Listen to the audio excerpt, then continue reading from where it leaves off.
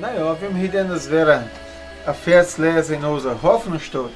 Wie das hier machen, deuten, pomeriggio radio kannst du sagen in unserem YouTube-Kanal oder in unserem Facebook auch. Und das wird dann auch gut vertellt in unserem pomeriggio radio, in Internet, ja, was dann zum Hören ist. Aber wie das hier machen in der Video, ich glaube, hier haben auch jetzt mehr besser vertellen, mit die weit viele Leute, das denen sagen. Ich denke nicht, was du vertellen dit und nicht bloß hören, ja. Und dit kannst du hören, was ich sage, in YouTube, in Facebook, da wird das uitschmitten und dann in onze site und dann maken we ook op DVD. De DVD staan we dan ook uitdelen in onze rij, dat kan je verlangen oder staan die fino die afjaar, ja. En heute wollen we dan een vers lezen hier, wat hier van het dodendag zeggen dit. Ik weet niet, ik wil eens iets vertellen van deze dag. En ik wil hier lezen in Filippenses. Da Epistel von Apostel Paulus von der Philippenses Kapitel 1 Vers 21. Dit en zo zeggen, welke Tommy, dat levend is Jezus, en dat dood blijven is verdeinen. Para mim, viver é Cristo e morrer é lucro, zegt hij. En hij deed hier dan vertellen van een cadeau, hij is 1 punt. En hij weet de grote prijs van de kerk, we zeggen van deze tijd. Ja, hij deed dat Gottes woord uitvertellen van deze lui, wat Jezus niet kennen deden, van de gentios, wat wij zien. Dat werden de niet-judeus, de andere apostel Petrus, de andere deden van de judeus vertellen, de nieuwe aliança brengen, en de apostel Paul deden van de gentios vertellen, van deze lui, alle van de ganze wereld, kom zeggen, ja. Da weiß dat ook heute nach Osten kommen, ja, dann können wir auch das Gottes Wort hören und das annehmen so Gentiles, wir sind nicht Judeus, wir sind dann an das Volk, wie man sagt, ja. Und er will echt Punkt, und er deed hier dann weckt alle Sachen, also er deed immer wieder prägen von der KD auch Route, und dann, das heißt echt Punkt, wie das sogar beide, sagt er, wer dann will der Evangelium noch steigen, wo hij dan met aanweegt, waar dan de lui zei dat God zo'n kracht had dat echt punt meest kiezen gaat dat mag als hij mag de weer bij, die dat niet bezit laten, die immer voorwaarts brengen, ja. En dan hij weet dat de chef, wie man zeggen, van de veel aan de kirche, wat dan hij opgebracht had, en ja aanvangen hij, ja, nog een overheidspunt, die hij dan Brief geschrieben, tam da Kirche dann lesen. Und da weißt du gerade, dass er Punkt weißt, wo er ist, dann hat er das Brief geschrieben von der Kirche, ein Feldbrief, wo Epistel was er geschrieben hat, und hat er den hinschickt mit der Kirche, und so sind da auch nach Osten gekommen. Ja, hat er dann reden mit der Leute von der Zeit, und das ist auch noch anstehen, so anschlagen, so das tun weißt, ja. Aber hij deed hier dan van de doden wat zeggen. En ik wil daar iets van vertellen, van de dodendag. Zoals van hem, wat de christelijk mens weet, hoe bij God weet, hij weet zich zeker dat hij bij God weet, hoe hij Jezus aannam.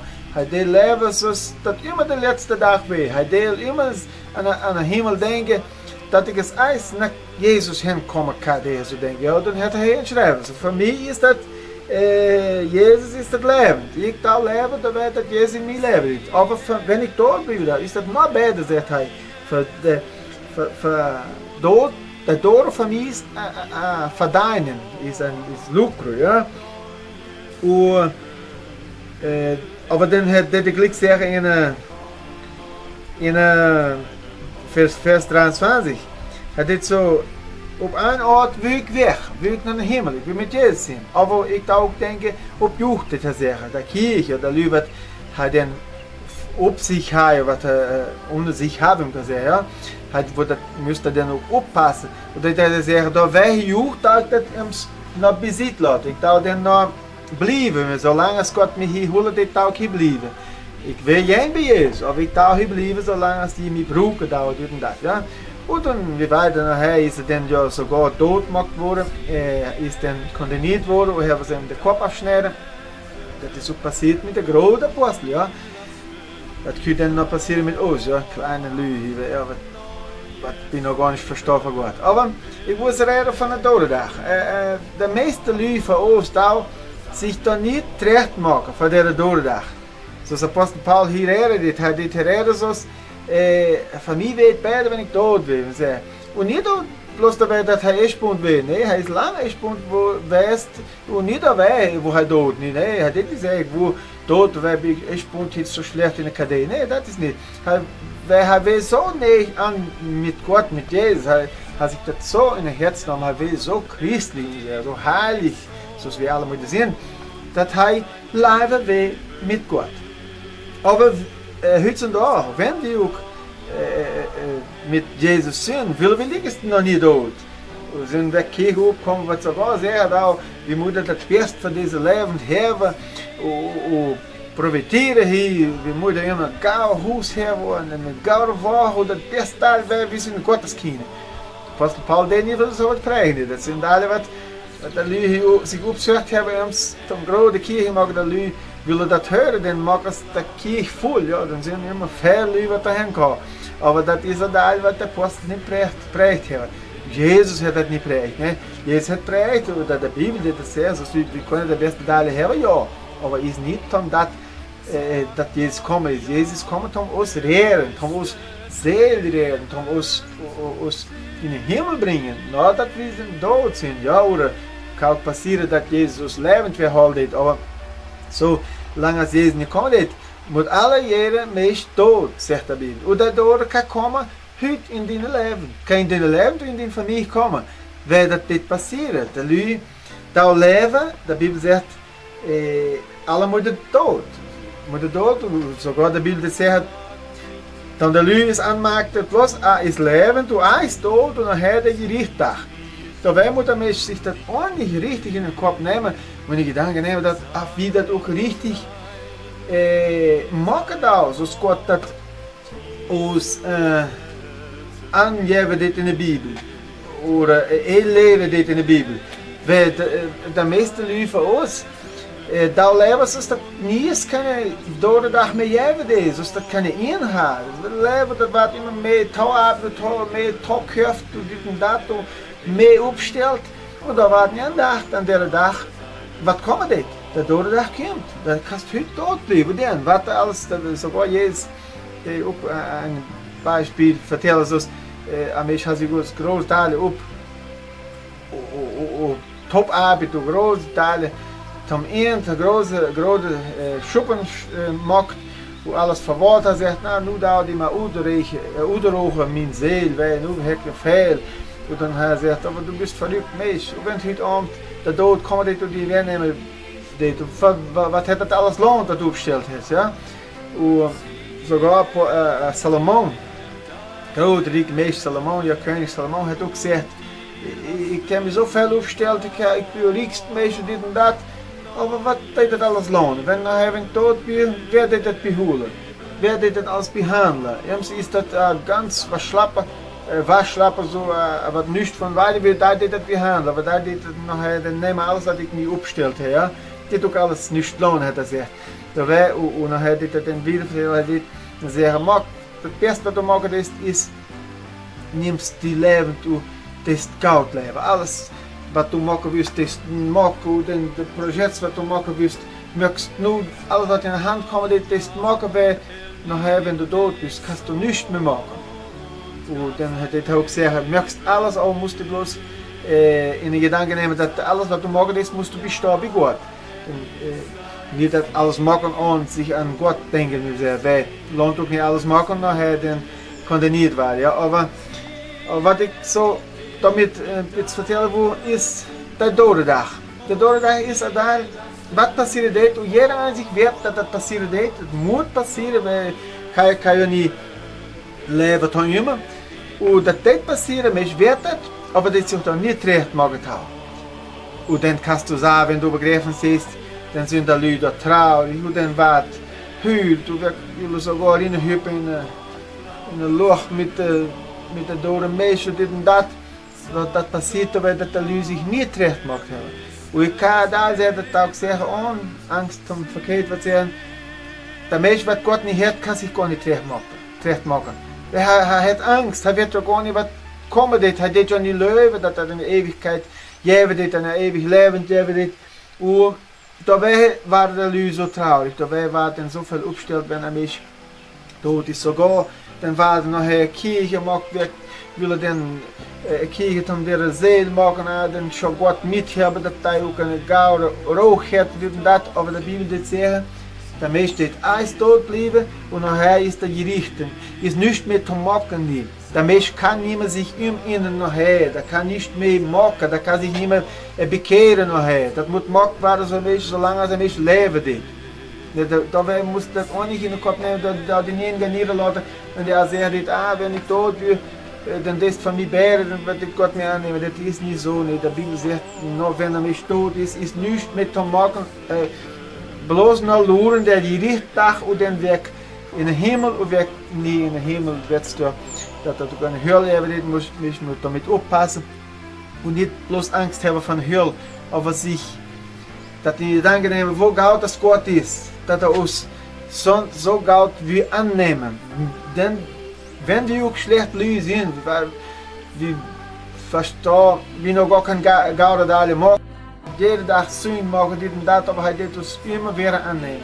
In Johannes Bauch sagt der Apostel schon, wir haben Sünde, aber wir da nie in der Sünde leben. Daarbij moet een mens immer oppassen of een mens richtig in de weg is, in Gottes Weg. Wenn een mens staat dat je de route, dan raast weer terug. Wenn Sünde gemacht hebben, verlangen sich, dat Gott uns das vergeben, dat hij dit ons vergeben. Weil Apostel John sagt auch so, dass Jesus ist unser Advokat dahin bei Gott in den Himmel. Wenn wir was verkehrt machen, dann wird er uns da beistehen. Er sagt, nee, eine Stunde, der ist was da vertellt, nein, der hat was verkehrt gemacht, aber da ist ein Mensch, was mich angenommen hat der Kreuz angenommen und er wird doch in eine reelle Weg gehen und er ist regenwusch geworden, ist bloß bis mehr geworden, nur, dass mich garniert hat, der Sünde hat mich garniert, der Dübel. Aber hij wil weer terug en dan weer vergeven. Dan deed God ons weer vergeven dat wat we verkeerd gemaakt hebben. Aber solange er mich leven dit, is nog immer tijd om terugzukommen naar Gott. Wenn du von Gott weit af bist, bist mit einem Top wärst, bist getauft worden, bist in der Kirche mit Anu, hast immer verstanden, was Gott will, mit alles ist, was passiert, du hast Gott besiegt lassen. Ich würde sagen, ist noch immer Zeit um zurückzukommen. Aber ich würde sagen, heute ist der Zeit, weil morgen ist du nicht weiter, was da passiert ist. Du wirst ja nicht morgen auf dem Morgen leben ist. Oder auf Jesus in die Kirche geholt hat, dann bist du hin. Oder auf das alles gut ist. Dabei heute musst du das in den Gedanken nehmen und heute nach Gott zurückgehen. Heute hingehen nach Gott. Dabei wünsche ich, dass du das auch nicht in den Gedanken nehmen und dann, dass du das nicht zum Morgen lässt. Mit Gott heute, nicht für Angst, aber für Liebe, weil Gott ist egal, Gott muss respektiert werden, Gott muss anbetet werden mit Liebe, weil er will mit uns vertellen und will uns mit uns traktieren als Amigos, so. Nicht, dass Gott was in den Stock hat, wie immer hoch und das brauchst du nicht Ängste vor Gott, nicht das.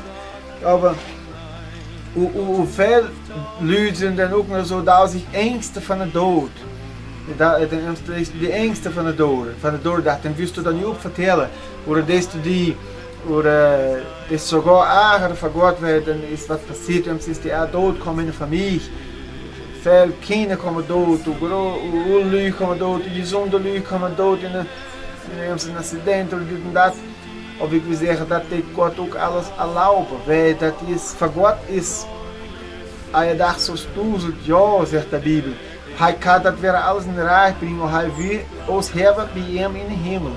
Und wenn uns dood ist bei dir, du bist traurig, oder hast sogar Gott mir scheif ankijken, da wir so erlaubt, und mein Kind wegnehmen, oder mein Kerl, oder mein Frucht wegnehmen, wo tal dat, wo schlecht ist Gott.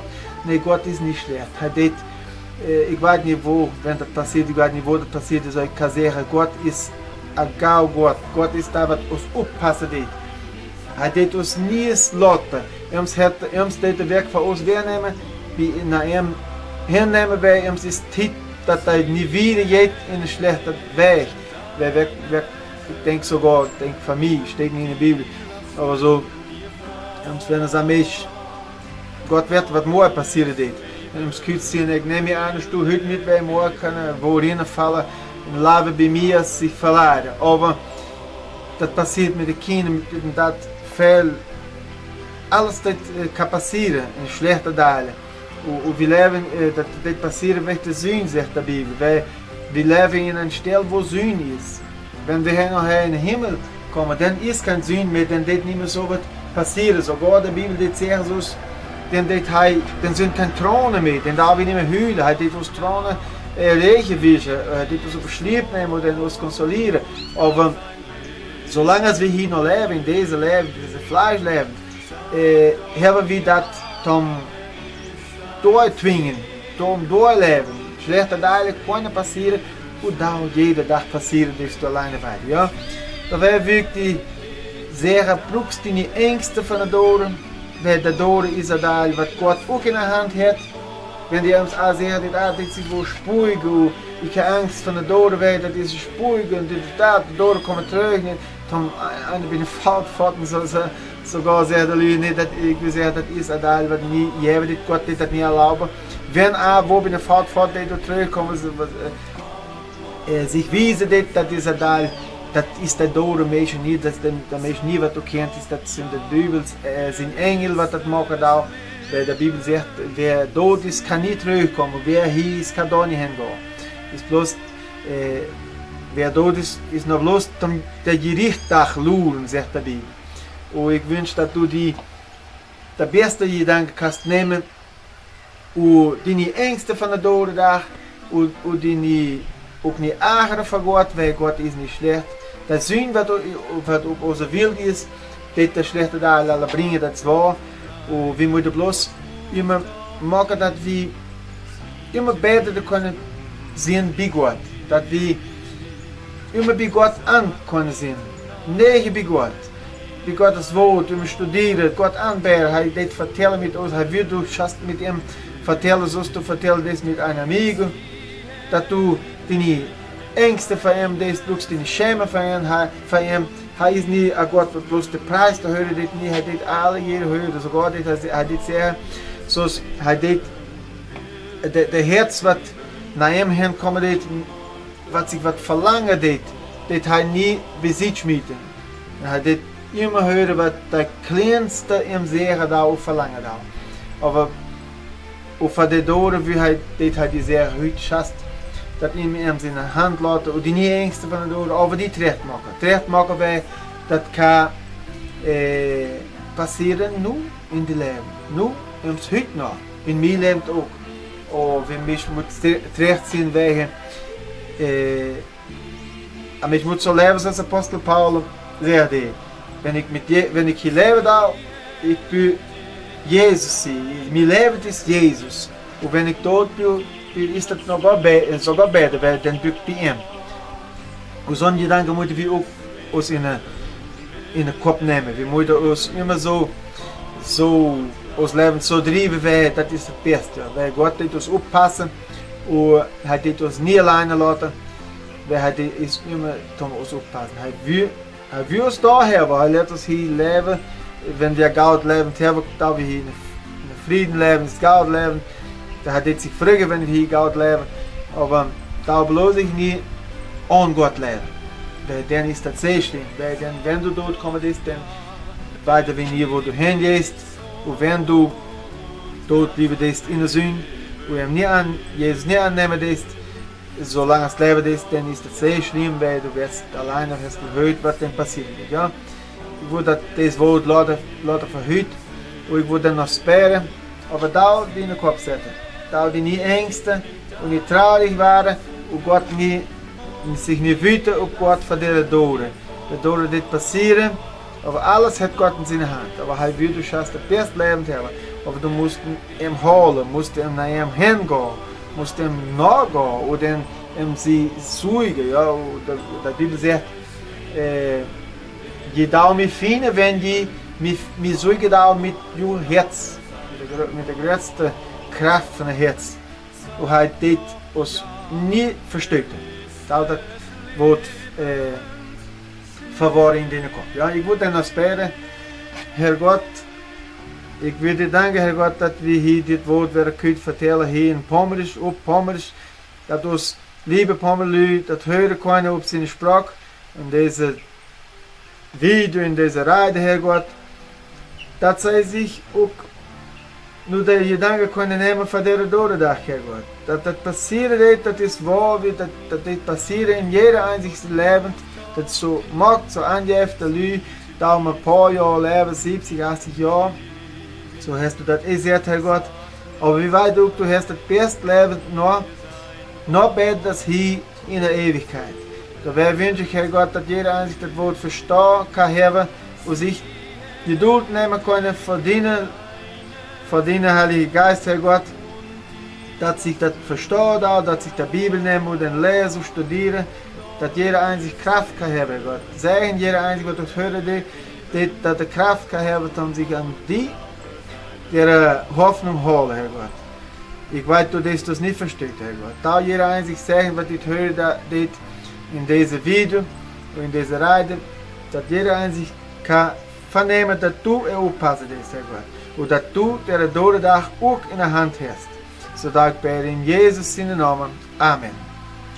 Nou ja, nu is dat dan als Hoffnung stoot uit. We doen dat hier dan immer maken, hier in de YouTube. We doen dat ook vertellen. En dan, dat wordt ook op DVD gemaakt. Wenn die uns eine Verlangen wussten, um an dem Menschen schenken, mussten wir bloß sich die Bescheid sagen in unsere Leute in onze site, in onze Facebook, ja, und dann war doch auch für das kannst du Videomeeting in Facebook, so du wirst ja, und dann dit hier was du hier sagst, das du hören kannst du hören jeden Tag in een Pommerich Ride, in onze Internet, ja, onze Ride im Internet, da war das dann auch ein paar Mal op dag uitverteld, deze Hoffnung steht, was wir hier in de daar verveld hadden wat de Bibel zegt, ja. Liefst alle in Gottes zijn, in Jezus zijn naam. Amen.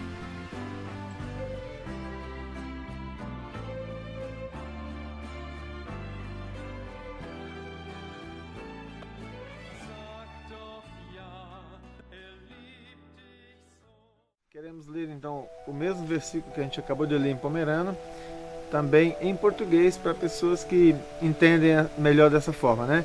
O versículo está em Filipenses capítulo 1, verso 21, onde Paulo fala: portanto, para mim, o viver é Cristo e o morrer é lucro. Paulo não era um suicida, ele estava muito bem ligado ao Senhor Jesus, ele estava nesse momento preso. Ele fala aqui nos versículos anteriores, aqui ele fala que ele estava preso e por causa das prisões dele, por causa das minhas cadeias, diz ele, o evangelho tem sido melhor aceito ainda, né, porque estava atingindo toda a guarda pretoriana, e ele disse que os irmãos, por causa da prisão dele, quer dizer, vendo que ele estava impossibilitado de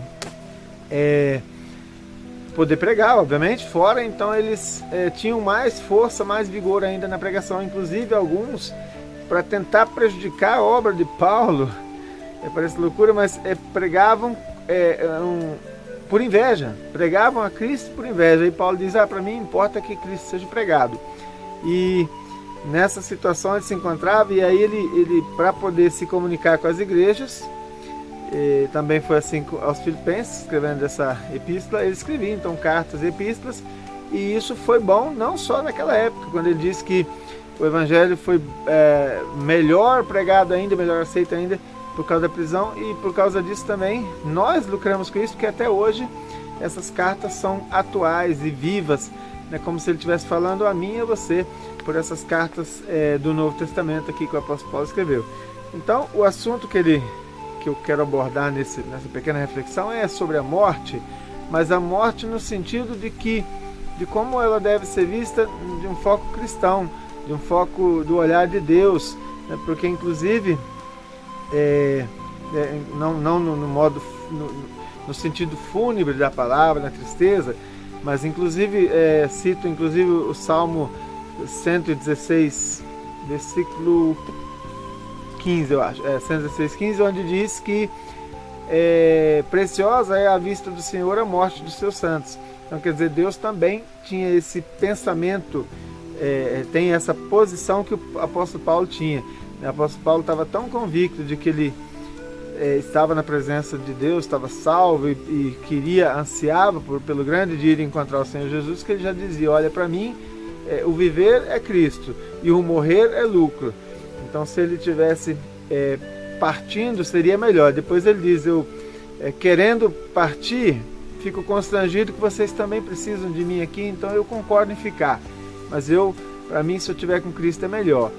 E esse assunto morte muitas vezes é tratado com muito tabu na nossa sociedade, e eu acredito que isso vem pela falta de preparo para a morte que nós vivemos hoje. As pessoas vivem como se nunca fossem morrer, ou que essa vida, dessa forma como a conhecemos, não tivesse fim.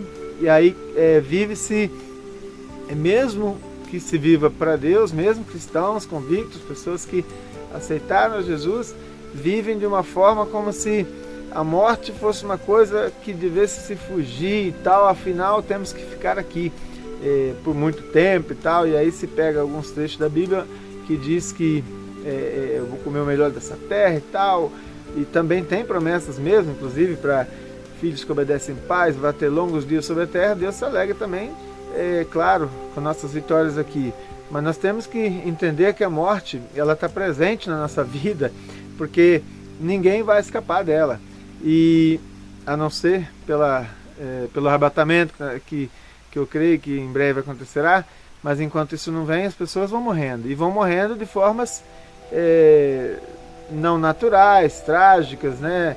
Quantas pessoas que morrem em acidente e tal, são tiradas as vidas às vezes por assassinatos e tal, e isso pode nos revoltar também. Então nós temos que levar em consideração que mesmo estando com Jesus, a gente sofre essas consequências do pecado no mundo, né? E hoje existe uma linha, talvez, de pregação aí, não tão jesusiana, vamos dizer assim, que existe a palavra, onde igrejas se dispuseram a pregar o evangelho da vitória, o evangelho que não tem derrota nunca, e na visão daquela pregação eu tenho que chegar que são pessoas eternas já aqui na terra, porque nunca vão sofrer, nunca vão ter doença, afinal podem decretar qualquer cura e tudo mais, e a gente sabe que não é bem assim.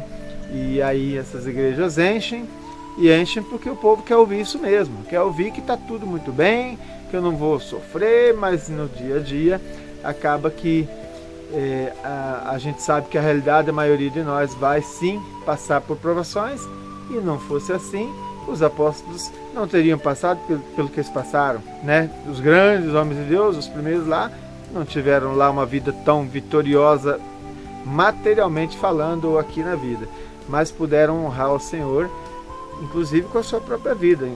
Todos os apóstolos, se eu não me engano, todos, exceto João, foram todos mortos, viraram mártires, né? Inclusive o apóstolo Paulo, o grande apóstolo, foi decapitado. Então cadê Deus nessa hora, que também não pôde nem deixar ele ter um sono tranquilo, dormir de noite e não acordar, né? Acordar morto, né? Mas não. Então a gente vê que a morte, ela faz parte da nossa vida, e nós temos que nos preparar para isso. O grande problema é que nós não queremos falar sobre isso, e aí o ser humano desde sempre vem fugindo da morte, porque não quer se preparar para ela e não quer falar sobre ela. Então, quanto mais longe de Deus, mais tabus, mais superstições vêm, inclusive pensando em que pode se comunicar com os mortos. Alguns de tanta saudade fazem isso, creio que com seriedade, e o inimigo que se aproveita deles, passam a ouvir, ter contato com entes queridos que se foram, passam a ouvir vozes e tal, e daqui e dali procuram tantas formas de ter contato de novo pela saudade. É natural, mas quando a gente se aproxima de Deus, a gente vê isso, que não é bem assim, e que infelizmente essas pessoas que ouviram lá os seus entes queridos, supostamente falando, são infelizmente o nosso inimigo, mandando seus anjos lá do inferno para falar a pessoas que a gente conheceu, né? E a gente acaba sendo enganado. E a Bíblia é contra isso. Nosso Senhor Deus não permitiu o contato com os mortos, então essa parte a gente não deve nem entrar, porque quando entrar, Deus já sabia. Ele proibiu o contato, porque sabia que quando tivesse o contato não seria o morto, e sim o grande inimigo das almas que estaria falando ali. Mas as pessoas fazem isso, creio que não só por curiosidade, faz por saudade mesmo, faz porque não aceitam, não entendem a morte, porque a visão é limitada a essa vida. Só que o apóstolo Paulo e Jesus veio trazer essa visão de que a nossa vida aqui é uma pequena parte da nossa vida, é o que nós vivemos aqui. A vida verdadeira nossa está lá na eternidade, quando a gente vai viver com Cristo para sempre. E Jesus disse que foi preparar lugares e prometeu que vai nos buscar, e isso deve acontecer em breve. Mas enquanto isso, pessoas vão morrendo. Você pode morrer, eu posso morrer. E entes queridos, talvez chamados por nós inocentes, podem ser arrancados de nós a qualquer momento. E a gente vai ter que passar esse momento. E pode chorar, pode gritar, vai ter que passar. Deus abandonou? Não, Deus não abandona. E aí é tomar posição de entendimento dessa situação. E eu acredito que o caminho mais fácil para isso é ter comunhão com o Senhor. Comunhão com Deus, para entender que nós não mandamos em nada, quem manda é Deus.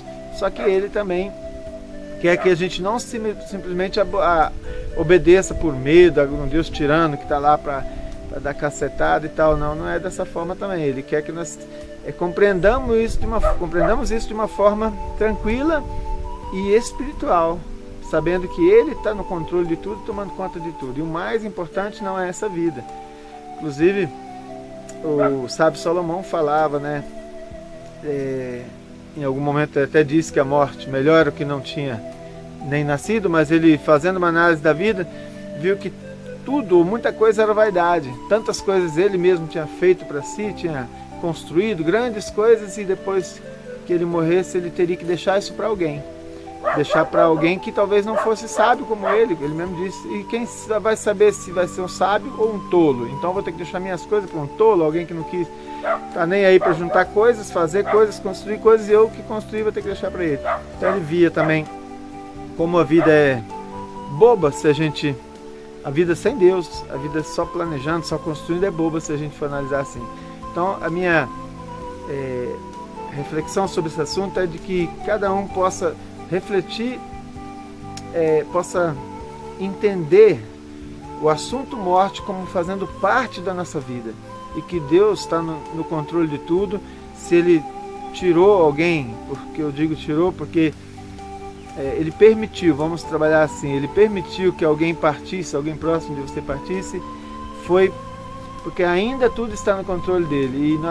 E não vou dizer que Deus mandou tirar, Deus matou, não é assim não. Porque a Bíblia diz que nós estamos num mundo de pecado, um mundo que não é um mundo como Deus o queria.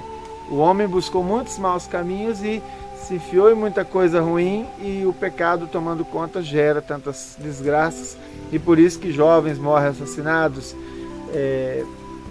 acidentes e tudo mais, porque o mundo é um mundo que não se prostra a Deus. Então as consequências vêm, e nisso nós também cristãos sofremos, porque perdemos alguns. E aí uma coisa que nós podemos garantir é que tudo aquilo que a gente não compreende aqui nesse tempo, a gente vai compreender quando Jesus voltar. E inclusive lá a Bíblia diz que no céu não haverá lágrimas, né? Ele vai enxugar de nós todas as lágrimas. Eu acredito que Ele vai nos pegar no colo se preciso, para poder nos consolar. Mas Ele já quer que nós também desfrutemos dessa alegria aqui. E essa alegria, eu creio que ela é possível desde que estejamos na presença de Deus, não entendendo que nós podemos mandar em Deus fazer tudo e vamos decretar nossa vitória e vai acontecer. Eu sou prova viva de que isso não acontece. Grandes provações a gente passa, mas eu posso também dizer que dessas provações vem perseverança, paciência, conhecimento, sabedoria, para enfrentar outras situações que provavelmente ainda vamos ter que enfrentar. E eu creio que estamos nos tempos muito finais, onde muita coisa ainda Deus pode nos usar, ainda vai nos mostrar, vai deixar a gente passar, mas vai mostrar também que está com a gente na hora de passar nessa situação. E também assim é a situação da morte. Se você perdeu algum ente querido, coloque-se na presença de Deus, e Ele vai te consolar, vai te mostrar aquilo que eu não vou conseguir te dizer, te consolar e trazer palavra de consolo. Mas entenda que O apóstolo Paulo já tinha essa visão. Para mim, o morrer é lucro, ele dizia, e o viver aqui é Cristo. Então, que seja a nossa vida o viver Cristo, que seja a nossa vida diária seja um desapego às coisas e inclusive a essa vida, para que estejamos prontos, se preciso for, para a morte. Assim eu gostaria então de deixar essa palavra. Esse vídeo faz parte de um quadro que a gente passa em áudio na Pomeriche Rádio via internet, mas também disponibilizamos esse vídeo então no YouTube, como você deve estar vendo aí, em DVD, alguns DVDs a gente produz de acordo com a possibilidade, e você pode replicá-lo em Facebook, YouTube, assim como quiser. E se te agradou essa palavra, tanto na versão pomerana como essa em português, passe para frente, apoie esse ministério em nome de Jesus. Deus te abençoe. Amém.